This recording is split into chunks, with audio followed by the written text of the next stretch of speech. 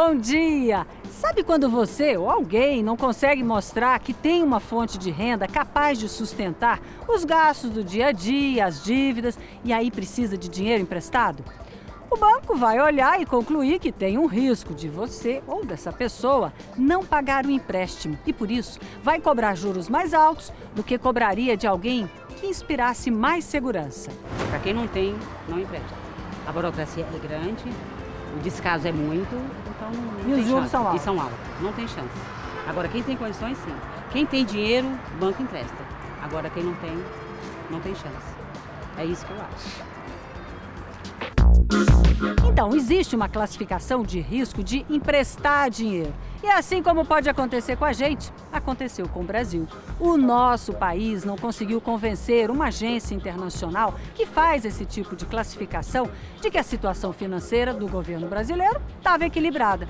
Pelo contrário, o orçamento do ano que vem, que o governo mandou para o Congresso, negativo, sem dinheiro para pagar todos os gastos, foi a gota d'água para uma agência dos Estados Unidos rebaixar a classificação brasileira.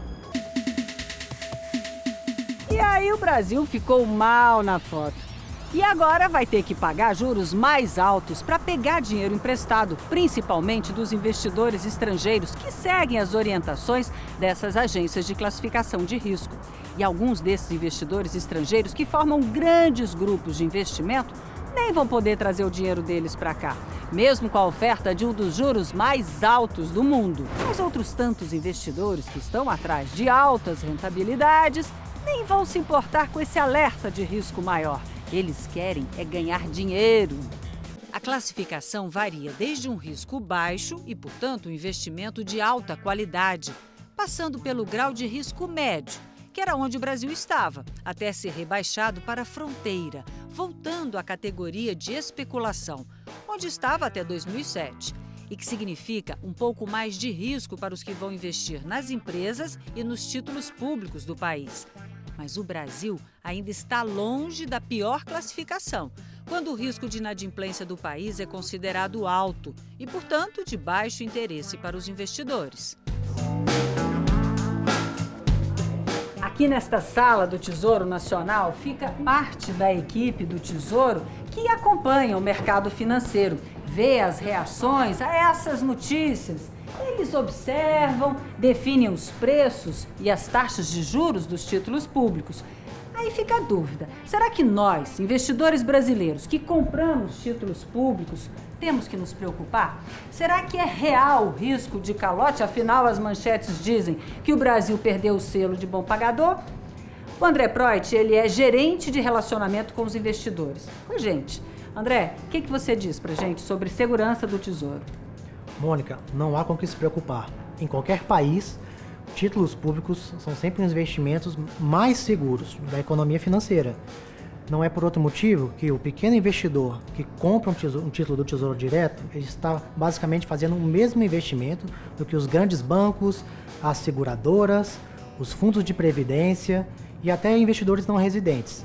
Nós temos condições legais e institucionais que, somadas à capacidade do Tesouro de refinanciar a dívida, garantem que o título que o pequeno investidor comprou será pago exatamente nas mesmas condições com a qual ele contratou naquele dia, na data do seu vencimento. Apesar de ser ruim para a imagem do Brasil, de aumentar a dívida pública do país e de aprofundar as dificuldades econômicas que já estamos vivendo, inflação, desemprego, a perspectiva não é de calote. Um analista financeiro que cuida do dinheiro de grandes investidores me disse que o governo tem sempre a opção de pegar mais dinheiro emprestado para pagar as dívidas, os títulos públicos que vão vencer. Sem contar que o país é rico em produtos que exporta, tem centenas de bilhões de dólares nas reservas internacionais. E pode demorar, mas vai voltar a crescer. O Brasil já passou por outras crises aí no passado, teve saída.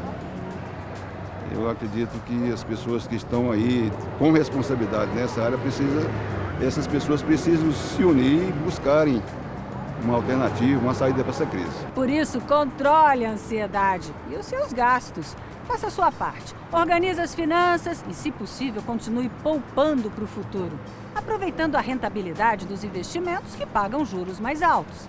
Até a próxima! e segue o Bom Dia. E depois do intervalo, vai ser enterrado hoje o estudante assassinado por um colega dentro da sala de aula em Ceilândia.